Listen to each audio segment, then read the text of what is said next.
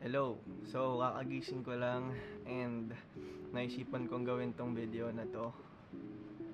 Wala, kasi recently naisip ko, ano nga ba yung goal ko? Bakit ako post ng video, edit ng video, vlog ng vlog. So, yan. Gusto ko lang dito i-discuss or i-explain, sabihin, kung bakit gusto kong mag-upload ng consistent. So, una is dahil nag-invest ako sa gear, bumili ako ng camera. So, kailangan ko siyang i-maximize kasi sayang naman kung hindi. Gusto ko rin ma-maximize yung mga content na gagawin ko. So, ina-edit ko siya, ina-color grade ko siya. Practice na rin para sa akin. Kumbaga, para matutunan yung mga bagong skills. Mahilig talaga sa mag-video. Tapos, ayun. So, ngayon ko lang na-explore yung pagkukulay, pag-edit. Kaya medyo bano pa ako sa pagkukulay. Pero yun, at least na-enjoy ko siya gawin. Pangalawa, recently kasi parang maraming ganap sa buhay ko. Events, gigs, kung ano-ano pa, gala, ganun. So gusto ko siyang i-document para lang meron akong something na babalikan in the future na, oy, ito yung ginagawa ko during this time. So, tas ito na ngayon yung ginagawa ko. Parang look how far I've come. Parang ganun. Parang meron lang akong comparison sa sarili ko na, oy, ito yung ginagawa ko dati. Yun. Second reason yun, gusto ko lang siyang document for future references. So, pangatlo, ano pa ba? To gain confidence. Kasi medyo shy type ako.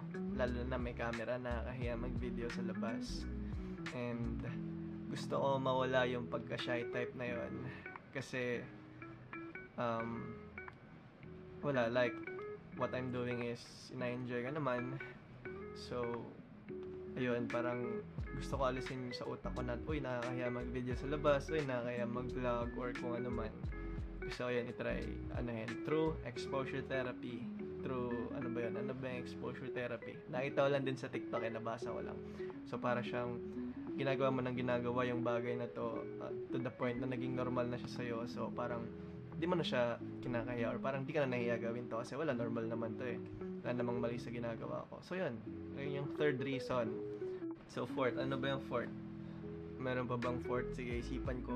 Fourth is to make the videos a reminder to myself na, oy, like, ito yung tawag dito.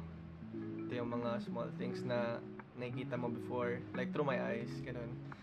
Sobrang cringe pakinggan siguro, pero ayun, fourth reason, parang gusto ko makita yung nyo, or makita ng mga tao yung nakikita ko dito sa camera or sa mata ko, ganun, perspective ng mundo. Wala lang, ayun, parang yan yung fourth reason. And ayun, wala na akong ibang reason na maisip na idagdag. So, samahan nyo ako ngayon sa journey ko na to kasi gusto ko gawing party ng buhay itong camera para at least may kausap ako pag pag wala akong makausap. So, ayun, samahan nyo ako in the next few days, months, years. Tatry ko maging consistent, mag-upload, mag-edit kasi na-enjoy ko to. So, sa mga nakakanood nito, kung may gusto kayong gawin, parang there's no better thing or better time to do it than now. So, gawin nyo na rin yung gusto nyo gawin. Parang ito, ang pag-video. Samahan nyo ako, guys. Dahil mag-video pa ako. And yun lang. That's all for this video. Salamat. Bye-bye.